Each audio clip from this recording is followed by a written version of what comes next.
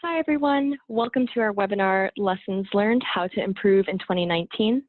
My name is Kelia Cowan, and I'm part of the marketing team here at Measurabl. A few logistics I want to go over before we get started. All attendees are in listen-only mode. This means that you're automatically muted. If you have any questions or anything that you would like to ask throughout the session, you can submit your questions through the Q&A panel. You'll see that in your control bar on the Zoom webinar controls. We're saving a lot of time at the end for discussion, so feel free to submit your questions at any time throughout this webinar, and we'll be able to answer those near the end. This webinar is being recorded, and it will be distributed after the recording. So, with that, I'm excited to get us started. We have a really exciting topic here, and we have three really great panelists who will be speaking to us about ESG programming and how to get better next year. First up, we have Neal Pegram, the Director of Americas for GRESB. He is leading what's happening here in North America and South America in terms of ESG performance of real estate assets. I'm sure a lot of you here are familiar with GRESB already. The second panelist we have is Jeannie Rene Malone, who is the Vice President of Sustainability for Prologis. At Prologis, she is responsible for developing and implementing a global sustainability strategy for the company. Last but certainly not least, we have Cameron Ravenbach, who is a Customer Success Manager here at Measurable, where he helps customers better understand their ESG data and empowers them to take actionable steps towards improving their sustainability and corporate responsibility goals. So, with that, I am happy to hand it over to you, Neal, to get us started on what's happening in the world of environmental, social, and governance programming. Great. Okay. Well, good morning, everyone, or we're in the West Coast, or I am at least, so good morning to you if you're also out here. I'm not sure if we have some European people on, but I guess it's a little much later there. Looking at the attendees list, it looks like most people actually are quite familiar with sustainability, so I'm going to be pretty brief about what we do on the assumption that you've probably heard of our organization before. Just as a big overall picture, our main objective is to enhance and protect shareholder value by assessing and empowering sustainability practices in the real asset sector. So we do not only real estate, but we also do infrastructure and some debt assessments also. And to give you a little idea of kind of what makes up our organization and kind of who becomes a GRESB member, we really have four groups of people, and I won't go too detailed into this, but as you can see on the top left there, we have institutional investors. This is really what drives GRESB business. So it's what the investors are looking for in the way of non-financial disclosure. So we will talk throughout this whole thing about ESG, so environmental, social governance indicators and sustainability indicators. And the whole process of GRESB is to ask what do institutional investors in the real asset sector want from the way of information for non-financial data. And that's where we specialize. We also partner with real estate associations around the world. Oh, maybe we'll go back one slide, sorry. And they help us kind of get the information. So we are for industry, by industry, and we get industry insights year-round to try to help us guide what our surveys and assessments are going to be like. And then we have some other groups, particularly I also just wanted to mention industry supporters and data and service providers. So Measurable is a global partner of GRESB, and that's why today we're doing this great presentation together. We want to support these organizations that help us get the data, help us do consulting, help us support from the industry and do market transformation. So maybe next slide now. So yeah, so for those of you who are tuning in because you didn't get a chance to go to one of our events, in North America this year we had a results event in San Francisco, in New York, in Toronto, and Vancouver. So that's what my travel schedule has been for the last couple of weeks. And every year we're trying to say, did we get more coverage? Did we get more entities? Did we get more assets? And this year again was a great success. We went from around 850 to around 900 entities. So those are, by an entity, we mean an entire submission of some type of investable vehicle. So it's maybe a portfolio of real estate somewhere in the world. and they submit their data into us. We give a benchmark report and an assessment of the performance of that. And as you can see from these other big statistics, we've increased the number of countries covered again, and we've had a substantial increase in the number of assets covered. So that's nearly 80,000 individual buildings around the world that we have data on. The GVA is now $3.5 trillion worth of assets. So we're getting to the point now that we have a real substantial market share, and that's has a lot of the benefits. Okay, jump on and let's see how this looks in a graph. So as you can see by this, the great news is that the global average has increased again from 2007. And again, for those who aren't super familiar with how our system works, we break the scores into two areas. So what we want to do is assess companies on both their management and policy, like so how are they doing as internal practices, what are they doing to set up a sustainability program, and then we also score them on implementation and measurement, so that's the bottom axis. And this graph is actually, or this chart is actually, it looks skewed, it's not square, and that's intentional. We actually have a higher weighting for the way you do implementation and measurement versus your management and policy. So we want to get people, you know, it's great to put a policy in place, but are you actually seeing results at the asset level? So the dream is that everybody starts moving up and to the right, and that top right corner are people who are getting, you know, in the 90s. And the bottom corner there are people who are just starting. And every year the overall global average of people who submit our data increases up and to the right. So that's what's great news. We'll go on to the next slide then and see. So the other thing is we have these things called quintiles, and you can see that by the stripes that go across. So you could be, you know, depending on where you are in that average. And because it's an averaging, it shifts those, what the center is, up and to the right. And then we also have a program called Green Star, which we've had for a long time, and there's lots of debate about its advantages or disadvantages. But effectively, if you get a Green Star, it means that you've gotten at least 50% or 50 points on both axes. So you've gotten to a 50 score on your management policy and also a 50 on implementation and measurement. And so for us on a big picture, this means that we're finally getting to the point that now that 78% of all of our submissions are now in the Green Star area, which means that really even the early entry submissions are increasingly already getting kind of a 50. So if you think back, we're almost 10 years old now, and if you think back to the start of this, and if this whole presentation is about what's going on in ESG, you know, 10 years ago, even getting a 50 was, you know, it meant you had a really substantial program, and that now is kind of becoming just entry-level best practices. So yeah, so fascinating to see that that's just becoming kind of the norm now. Next slide. So if we zoom into the top, just to give you an idea of where that average sits, there is a little bit more listed companies perform generally a little bit better. I don't have a perfect answer as to why this is, but in general, listed companies have more disclosure pressure. Of course, private companies can kind of do what they want with their data. It's actually amazing how many private companies actually submit to our assessment, considering they don't have to in certain cases. But the REITs and the listed companies are pushing and are in the lead, I think because they need to have a program and they need to be able to communicate that program to the market and to get investment. So yeah, it's great to see the listed companies pushing forward. Next slide. Now, if we look at this from a global perspective, and I don't know if we have some European people on here, you know, being a Canadian, I'm pretty pumped to report that North America on average has beaten the Europeans again, even though we do have more assets out of Europe. Asian market has actually really come up strong lately, but we're really all chasing the Australian and New Zealand market. So they have a really tight market there. They have a very strong industry association, strong green building association, and a long history of doing green building work. And that's translated into great disclosure and great reporting there. So we actually have quite a ways to catch up with the Australians, and that's really still who's global leaders. But we're trying to catch them. Next slide. So when we look at North America specifically, I put a little American flag on here.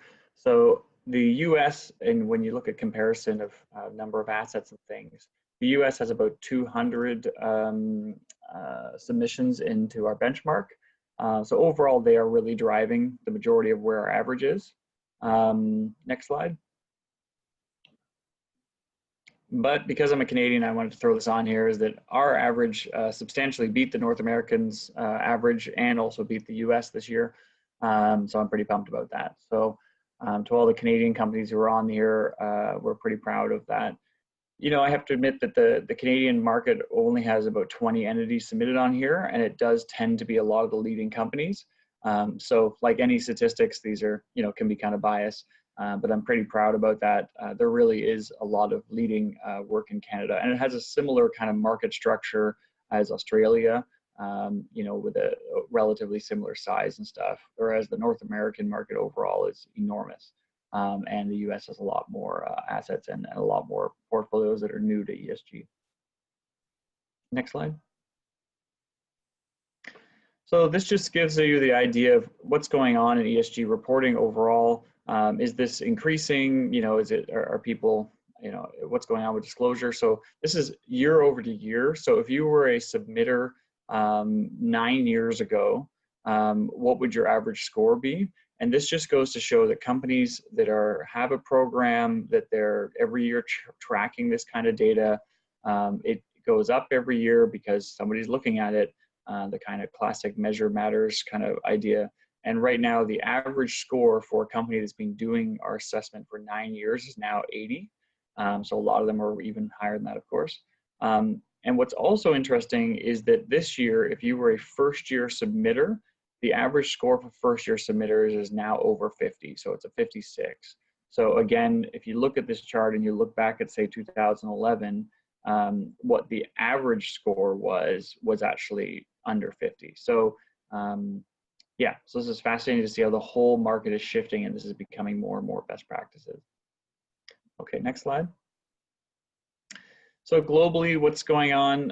Really, where the money is still in North America. So North America represents 50% of the assets under management that have been reported to GRESB, even though there's actually less submissions overall. Just the portfolio structure is a bit different. What's not on here, and what we're really proud of this year, is that we're at the point now that we have 75 of the top 100 IP private equity firms have participated. And also 75 of the top 100 listed companies globally have participated. So that's really for us is kind of getting to the point of market penetration on that institutional real estate sector. You know, it's at 50% or more. And, you know, we're really excited about that because sure, there's infinite amount of mom and pop buildings out there and single assets in developing markets. But what's really driving the market is that institutional money and money in things that are globally listed or things that are tracked, such as private equity firms.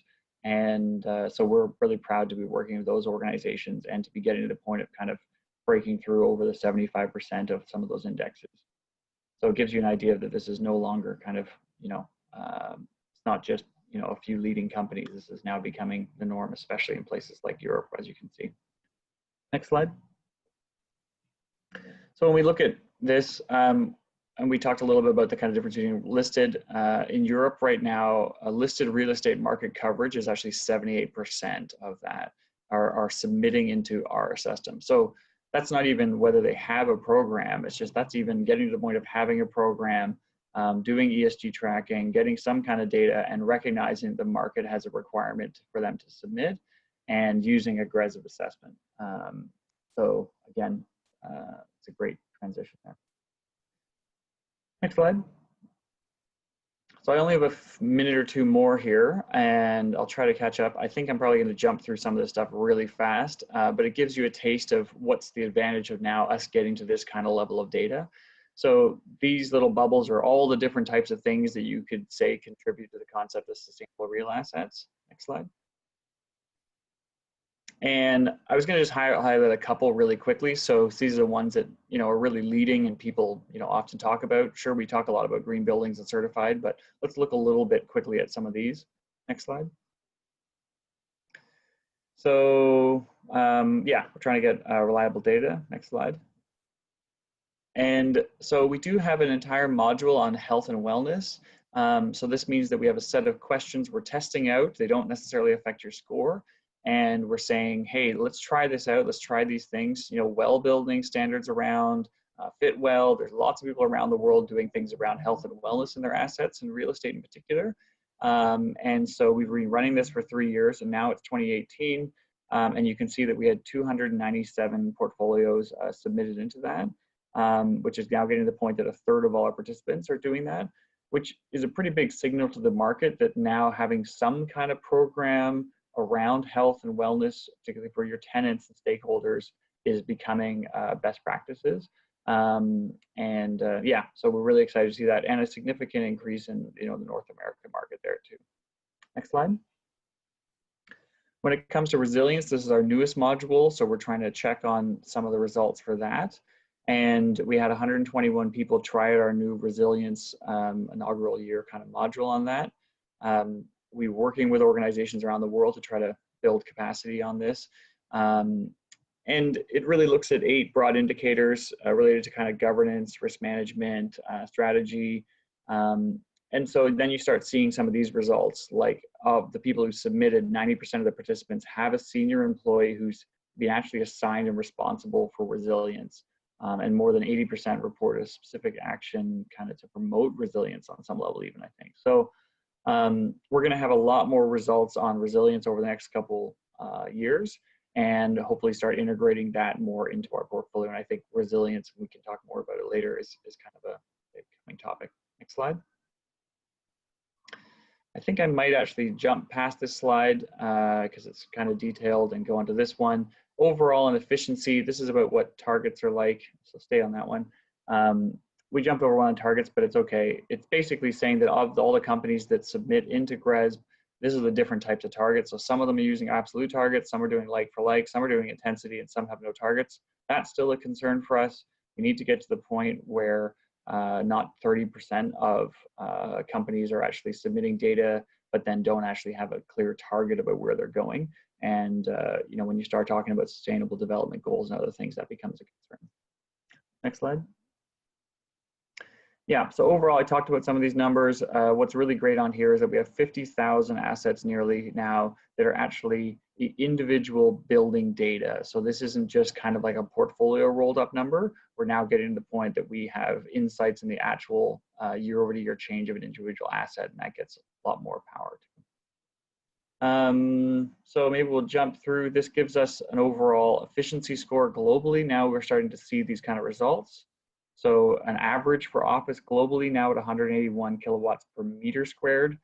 You can see North America is the highest on that. And next slide. Sadly, Canada is, you know, got an even higher than the US one. So these are not weather normalized. So we can attribute some of that purely to the fact that, you know, Canada has in general harsher weather than the US. But you know, so the US beat us there, I guess, but we're still pretty proud of our results. I'm going to do 1 or 2 last quick slides in here to remind people that all of this relates to real assets. So you probably don't work in infrastructure, but this is another aspect of it. And the last slide I've got here is just to remind people that if you're thinking about what's going on in leading ESG rating, when you look at our infrastructure assessment, because there's so many different types of assets, so if you glance at this, you'll see that we do network utilities, we do renewable power, we do transportation, we do infrastructure with data. And each one of those has its own material ESG issue. And so what we've had to do with that system is we actually weight the scoring for each one of those based on what are material issues for that specific type of asset, and then they get rebalanced. So that's the kind of level of detail now we're getting to when we talk about ESG assessment, is being able to kind of weight that. So I think I've actually gone over time a little bit. I apologize about that, and hopefully we have time to hear from the other guests. All right, thank you so much, Neal, for that detailed insight into what GRESB has going on, and especially the results of this year. For those of you who are not familiar, the GRESB results were released earlier this month. So next up, we have Cameron Ravenbach, who is taking us through the importance of ESG data quality, what that means, and how we can actually use it. Cam, I'll let you take it from here. Awesome. Thanks, Kelia. So as Kelia mentioned, I'm a customer success manager at Measurabl. had the delight of helping several of our clients through the GRESB responses this last year, Jeannie being one of them. So excited about that. As we know, this is a lessons learned webinar. So I'll be taking it from more of a data perspective. And, you know, based on what Neal has shown us, we've seen year-over-year increases in that benchmark, and, you know, scores are getting higher. But what we want to do is we need to make sure that this data is built on a solid foundation. So you're talking about 903 entities, individual entities, 79,000 assets. Neal mentioned 50,000 of those assets are reporting, you know, down to the building level. So that's a lot of data. But, you know, what we're really trying to do is tell the story of that data. We want to get a 360 view of the E, S, and G. We want to be able to score that, and we want to bring, you know, high enough rating to bring investors in to invest money within those portfolios and those funds. But it's both qualitative and it's quantitative data, and it rolls up from, you know, from that building level, from the meter. So when we're looking at data, it is the environmental perspective. So energy and water, a lot of quantitative data at that meter level, and rolling up to the asset and then to the actual entity itself. So looking at the social, so occupant and stakeholder engagement, and then the governance, management, and policy that goes within a report that's submitted through GRESB. So at a higher level, it's more, you know, can we trust this data, and what do we need to put in place to be able to do that? And it's built around the you know, we have to define what is quality. And Measurable defines that on 3 separate things. And the first is completeness. So if you're looking at meter level data for site, GRESB requires, you know, 24 months of data at a specific building, at an asset. If you're looking at that meter, let's just say you have 12 months, you require 24 months of data, you only have 5 months, that is incomplete. If you're looking at the asset level, you see, you know, does this building have all the projects and audits and certifications it needs to be complete? The next is timeliness. So, you know, is this data relevant at this moment in time? So yeah, as we mentioned, GRESB is looking back at the last 24 months. Is this data relevant? And that's both, you know, qualitative and quantitative. So from the qualitative perspective, are the management and policy, is that disclosure within this time period? And from the quantitative perspective, you know, for meter readings, for environmental data, is it most up to date to be able to give an accurate rating? And the last is the accuracy. So, you know, from a meter level, is a data point accurate for this asset? And we look, you know, can do analysis based on the standard deviation of that, see if it's outside of a certain threshold. You're looking at, it's coming from very different sources, you know, from a sub-meter level, from the direct invoices, manual meter readings, so making sure that it's within that relative range and we can trust it. And then it comes also from a peer performance perspective. So for a given asset, for a given data reading, you know, we can look across groups and peers to see, all right, are you within a threshold for a similar property type within a similar geographic region? And these are really, you know, the steps we take to ensure that quality. And it runs from, again, the meter to the asset to that portfolio level, which we'll touch on in that next slide. So it's broken down into, you know, 2 segments: performance on the left, which we'll focus on first, and then trust on the right, which is really that quality perspective. So when we're looking at performance, we start at the meter level. We're looking at energy, carbon, water, and waste. And that's being fed, you know, from very different resources. So we can get down to the building level, from, you know, HVAC systems to the direct invoices coming from the utility at that meter level, and then any manual readings that are coming from there. And it's hard, you know, across 50,000 assets, aggregating all of this. So when you look back from performance, you go to trust.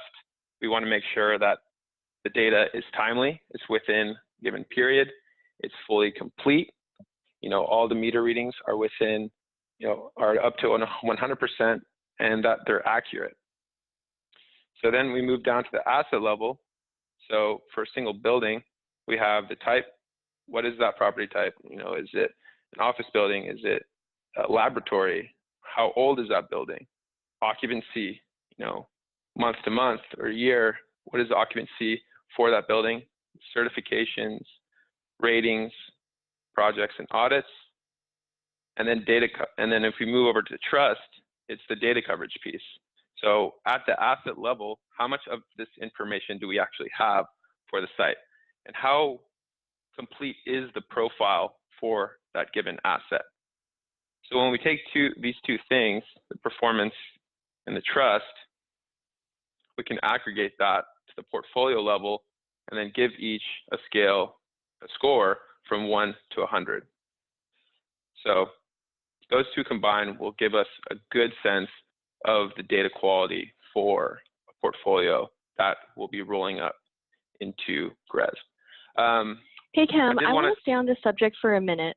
I'm curious to know what you actually do with this with ESG data quality. What does it mean? I mean, you just went through how we establish quality, but what do you actually do with it? Yeah, sure. So, when we take, looking at the quality of the data, we can assign a score to it, like we said, like the trust.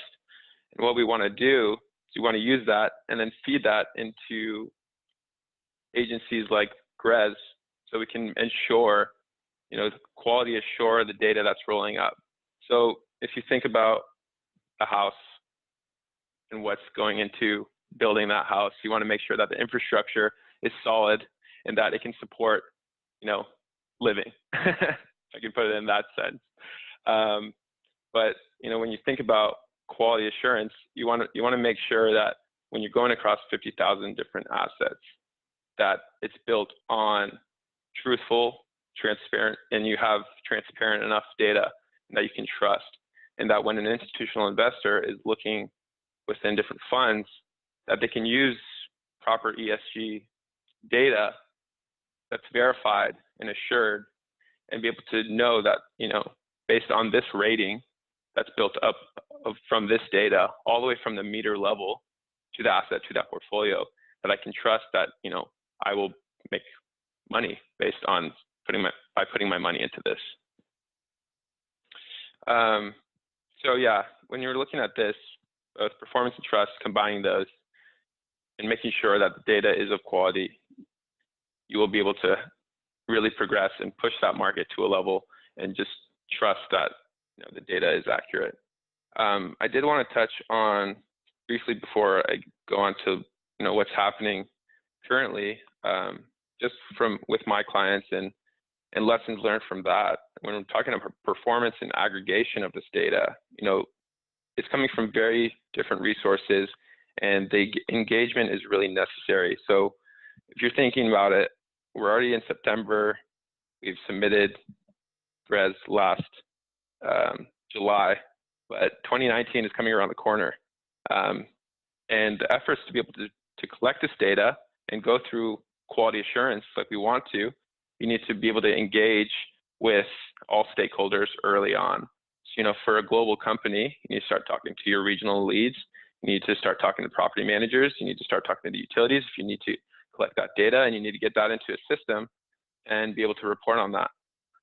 And that's just aggregation.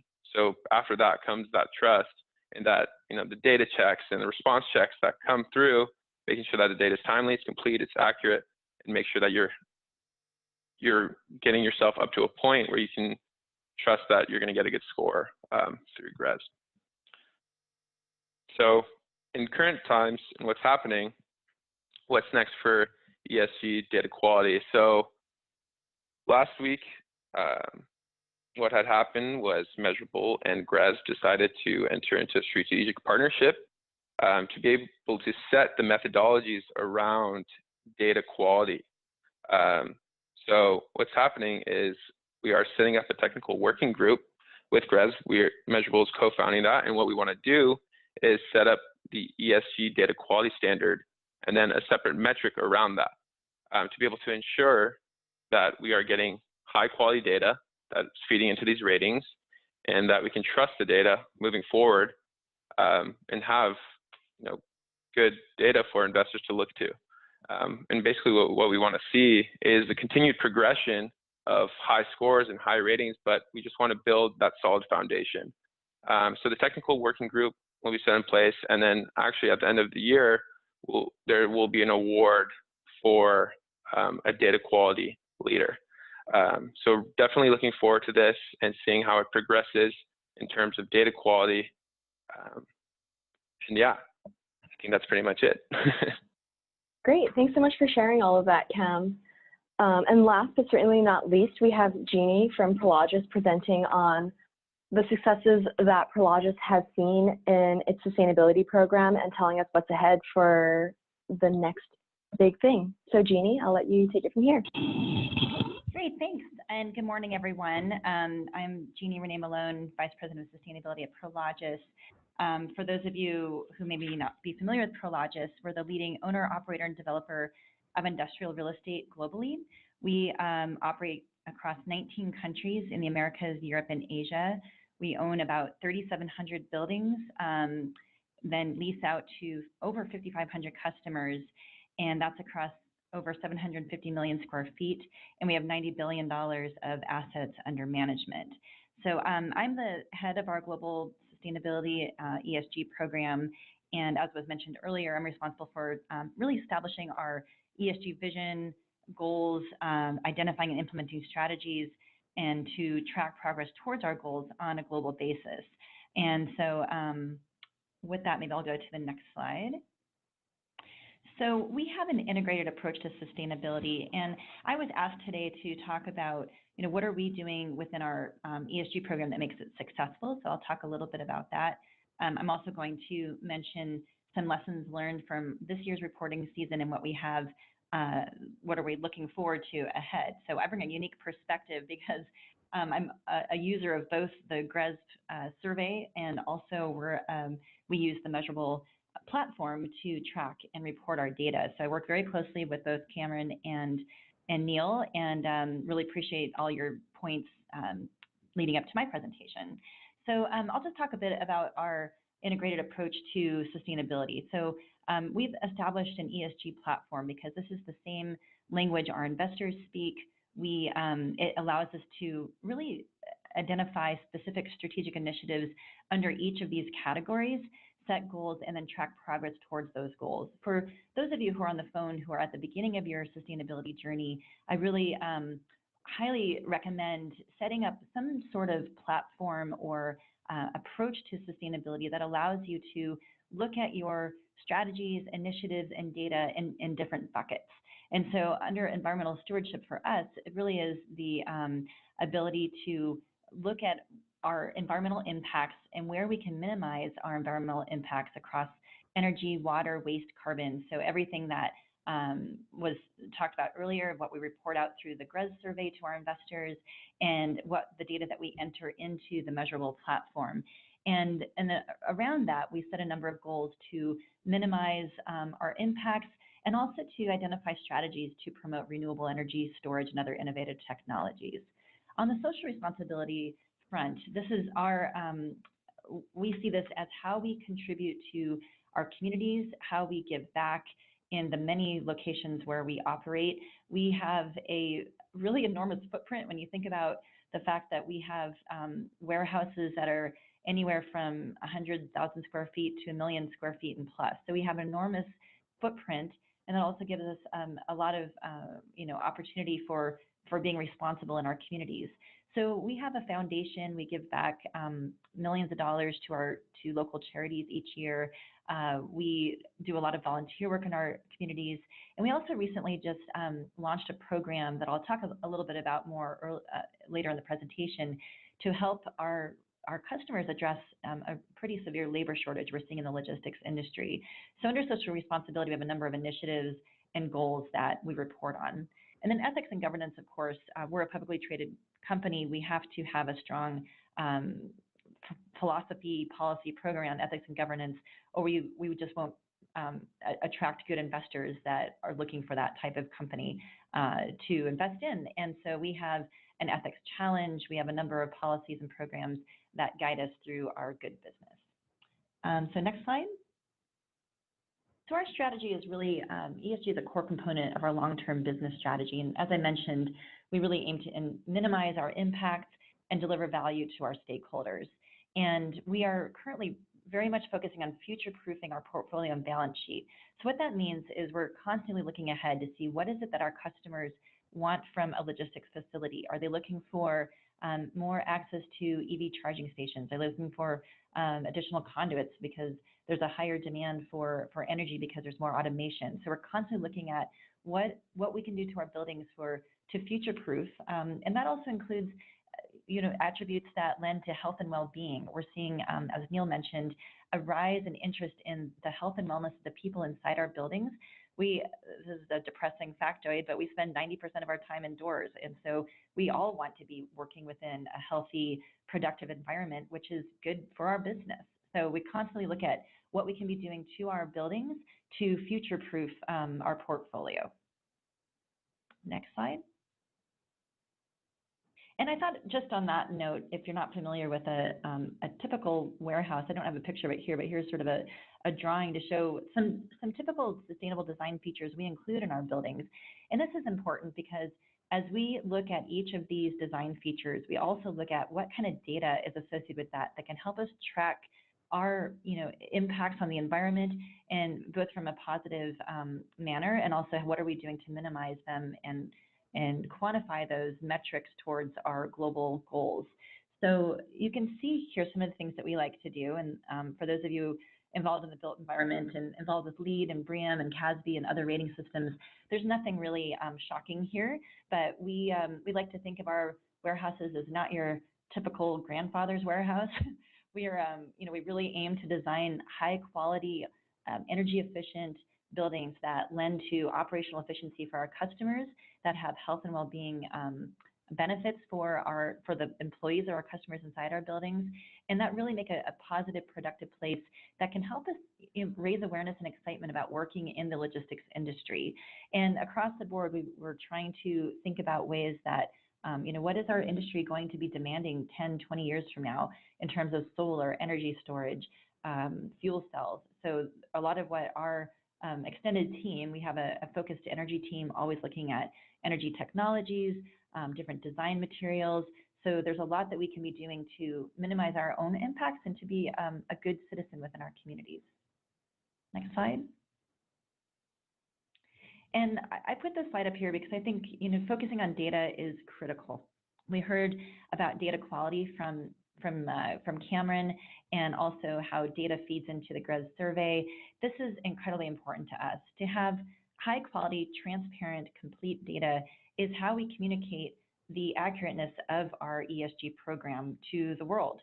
And because of our focus on data, and it's not easy in our situation, the majority of our properties are triple net lease, which means our customers pay their own utility bills. So we're constantly struggling to identify strategies to obtain whole building energy data to feed into Measurable and thus into GRESB. So there's a lot of work that goes into this year round. And that, from the data collection to the tracking to the analysis, how do we use this data to inform improvements across our buildings, and then ultimately to the reporting. And once we can get to that reporting stage, that gives us the ability to let our customers know what's happening within our buildings, talk to our brokers, talk to our investors. So data is incredibly important, and I can't stress that enough as an important factor in ESG reporting. And I'll talk about that a little bit more in the lessons learned slide in a moment. So next slide. And as I've mentioned, all of this data goes into how we can accurately track progress against our goals. Again, we spend a lot of time and focus and energy on designing and building high quality buildings. And we actually established our ESG reporting program and ESG program in general about a decade ago, and we realized that we're already doing a lot of great things. And here, by setting an ESG framework and reporting out against it, we can actually tell our story in a better way. So I think that's important, again, for those of you who are earlier in your journey and trying to figure out what it is that you want to talk to your investors and shareholders about. What are the things that you're doing now that actually have a good story, that you have data around, and set some goals around those that are, look at the low-hanging fruit, but also look at some stretch goals that can get you out to, to really be a leader in your sector. We are in the process of setting a science-based target. We're aligned with the UN Sustainable Development Goals. We're looking closely at the task force for climate financial reporting. And so there's a lot of work out there right now that we're aligning with on, what's happening on a global basis, that it's really important to feed into your goals and tracking progress against them. So next slide. And as a result, we're really proud that you remember that green star slide that Neal showed earlier. We actually have 8 out of our 8 survey responses obtain green stars. And Neal, I have a little bone to pick with you because you didn't mention Mexico at all when you talked about how Canada beat the U.S. in North America. But our Mexican entity, FIBRA Mexico, actually is the North American industrial sector lead for GRESB this year. So Viva Mexico. Okay, good point. You got me on that one. Gotta raise that point. But gotta remember our colleagues too. It was just south of us. Absolutely. But we're really proud of that. Yeah, just I like to jab Neal a little bit. So that's great. So we're really excited about how we perform with GRESB, and I can't say enough about our relationship with Measurabl that helps us with our data and helping us to communicate our data through the GRESB portal, and then also just our constant focus on accuracy, reporting, and also innovative initiatives that really continue to result in us being a leader in our industry. This year we were named for the 11th year to the Dow Jones Sustainability Index for Prologis. Our Japan entity was named for the 3rd year for the Asia Pacific, and FIBRA Prologis, again, Viva Mexico, was named for the 2nd year in a row to the MILA Pacific Alliance Index for the Dow Jones Sustainability Index. We've also been recognized by Green Street Advisors for 16 consecutive years as the REIT industry corporate governance leader. So that really demonstrates our commitment to good governance and ethics. So next slide. So I thought I'd spend just a moment talking about some of our lessons learned. And I think you've probably heard this from all of us so far, but it's really important to have a high quality data management system. So Measurabl, thank you for being that provider for us. And if you haven't looked at their system, it's a really designed nicely to help with reporting and how it's set up to interact with our property managers, to collect data. Again, we struggle with data collection across our portfolio because of our triple net lease, but we're really looking for innovative ways to continue to collect and track data. Energy benchmarking ordinances in the U.S. has been a big opportunity for us, and we also have set up a Customer Sustainability Advisory Council, which helps us obtain data directly from our key customers.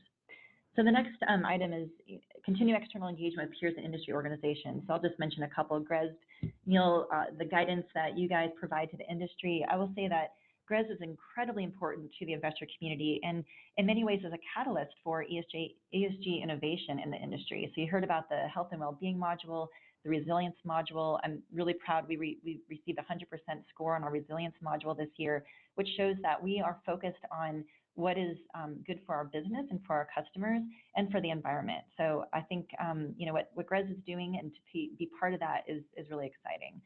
Internal engagement across our departments to gather data and information about all of our different initiatives is so critical to the success of our program and to our reporting. Start early. That's like the number one. I think Cameron mentioned that is so important to start now. Start thinking about what data you're going to need for next year because as we know, October is just around the corner and that means the GRESB survey is opening in just a few months. It makes my heart pound and that means the time of year where I don't get a lot of sleep, but it's an exciting time to think about what we're doing from an ESG perspective. And with that, I'll talk about conduct an ongoing gap analysis to see where you are with your ESG initiatives, both in terms of data, where you could improve from a policy perspective, from a data perspective. So every opportunity you have to have conversations with your colleagues, with your peers about what you're doing and what you can do to improve, not only helps you as a company, but also helps our industry as a whole. And I think that's what we're all trying to accomplish. So next slide. I think this is my last slide. And to our future plans to stay ahead is really to continue focusing on improving our performance. We absolutely want to be and are transparent with our results. We're continuing to monitor global risks and trends that may affect our business, such as the UN SDGs, TCFD, and others. And we continue to identify and implement ESG strategies that align with our business and our stakeholder needs. So I guess I do have one more slide. These are just a few of our current strategic ESG initiatives that really align with our customer experience focus. So I mentioned our Customer Sustainability Advisory Council. This is fantastic to share information on best practices, maybe shared goals and ideas, and definitely some data sharing. Our Community Workforce Initiative we just launched to partner with nonprofits in many regions around the US and now in the UK and Mexico to really address this labor shortage in the logistics industry. So we're helping our customers address their labor needs by helping provide resources to these organizations that will train people in the logistics industry, and then our customers host interns to get them experience and to raise awareness about the excitement of working in the industry. And then our industry leadership in health and well-being, we're very proud. We just found out that we have the first industrial well certification in Tacoma, Washington, and a second project near completion in Amsterdam. So what this does is really demonstrates that not only are we focused on environmental performance through our certifications of LEED, BREEAM, and CASB, but also we're looking at the health and well-being of the customers and their employees, which helps with their retention and attraction of good people. So I'll pause there, and I think next we're opening to questions. Yes, that is correct. So thank you so much, Jeannie, for that great presentation on everything that Prologis is doing. As the audience can clearly see, you've done a lot when it comes to sustainability initiatives. So as Jeannie mentioned, we're opening it up to audience questions, and the panelists will be providing answers. First up, we have an audience question for Jeannie. Most people haven't done the resilience module yet. Can you give us some color or some advice on how to best get started and where to focus when getting this initiative going? Sure, that's a great question. And I think for us, we're fortunate that we've had a strong focus on resilience for a long time. We have buildings that are in locations that are prone to extreme weather events such as hurricanes, hail, typhoons. We're a global company, and so we're very conscious of our building design and how that lends to resilience in terms of not interrupting our customers' business in these times of extreme weather events.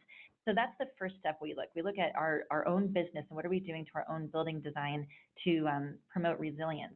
We also, last year was the year of resilience in many ways. We named our sustainability report a culture of resilience. And we looked not only at our buildings, but also at our people and our business as a whole. And we started to think about what are some strategies that we can include in our ESG approach, such as our Community Workforce Initiative, to really continue to emphasize the resilience of our business in looking at our customer needs. So those are some things that we're doing. I would recommend for those that are just getting started to first define resilience for your own company. What does it mean to you? What are some material resilience topics that you can focus on and report about? From a data perspective, there's a lot of emphasis right now in looking at a scenario approach to a climate analysis to look at climate resilience and looking at the 2-degree scenario analysis. And so look at the TCFD, and we are looking closely at possibly, how we can implement the recommendations of the Task Force of Climate Financial Disclosure. So those are just a couple of things that we do. And the resilience module itself, again, kudos to GRESB for putting some information out there that helps us all think about what's important and helps us have this conversation with our investors about resilience, what it's meaningful to us, and how we can continue to improve. Jeannie, those are great points. And as you mentioned, you have a lot of different people involved in this entire process. So how are you actually getting stakeholders engaged and involved in your entire ESG program? What have you found success in? It really depends on which aspect of ESG that we're, looking at. So what I just talked about with resilience, we work closely with our risk management team, who is constantly conducting assessments of, sea level rise and insurance risk and just risk overall of where we might need to put more emphasis. And so that's just one area kind of broadly on resilience. Across all of our different aspects in the environmental stewardship area, we work closely across our entire company with our operations department, our development department, our fund managers, our strategic capital. So, as many of you are involved in the sustainability or ESG role in your company, you know that it's really a multidisciplinary approach to improving your company's performance from an ESG perspective. It's really important to build relationships across every department and to be creative and innovative about where are you able to access data right now, where can you improve your data processes internally, and then what are some good ways to track your data, such as a Measurable platform, and then finally to really communicate your data through GRESB and with your investors is important. If you're doing all these great things and working across your departments, you'll ultimately want to be able to tell your story, whether it's through your annual sustainability report, developing responses to CDP or DJSI or GRESB, and really ultimately looking at areas of improvements on an ongoing basis. So that was kind of a long answer, but did I address your question? Thanks so much for that, Jeannie. I'm going to open this up to everyone. One of the questions from the audience members is, what is the biggest ESG trend of 2018 if you had to narrow it down to just one, international trend? I'll give you my thoughts on it. Just the first thing that comes to mind is resilience, I think. I think it's pretty topical, but with all the, I won't even use the word climate change. I'll just say changes in the climate or changes in storms and all that. And, it was interesting the last couple of weeks to be having meetings about climate change while what's going on in South Carolina. And I think fundamentally that shifts the dialogue, especially in real estate and real assets, away from doing things that are great for, like, as a big picture thing. If you're an organization and you're trying to, let's say, reduce your carbon impact, that has a really long-term impact, and it's part of being, a global society working on this, but you may not see any advantages to your assets. But resilience discussions that are directly about how you protect your own buildings and about what you do to mitigate risks there, that really hits the bottom line, and the management teams want to talk about it, and investors definitely want to talk about it, and people have got enough data now to start seeing where your assets are in the world and which ones are at risk, and they're considering their investment decisions about that. So, Neal, I'm going to keep the spotlight on you. As a reporter to GRESB, how can you stay ahead of what's next? What is upcoming in terms of the focus areas for GRESB, and how can reporters stay ahead? Yeah, good question. I mean, we've always tried to be for industry and by industry. So I think, listening to people like Jeannie, who really is in a leading organization and is driving a leading program. And that's why we have these module system. So 4 years ago, very few people were talking about health and wellness. There was very few certifications about it and things like that. So we brought out a module that tested the market on that. And that's why I would say resilience is kind of what we're looking at and ties to that. So we're basically saying that we think in 3 years from now, we think it's going to be standard practice for leading institutional investors to be requesting real asset owners and managers to not only have a program, but report on what they're doing to mitigate climate change risks. And that's what we think is leading. And so we think you've got a couple of years to prepare for that. If you haven't already done it, if you're really new to this, but that's what's going on. So that's how we kind of demonstrate to the market what we think is going on. We test those questions out, and then 3 years later, we say these were the questions that the leaders globally are working on. These are the kind of programs. This is the kind of best practices out there. Let's benchmark on that. So that kind of hopefully there. Thanks for that.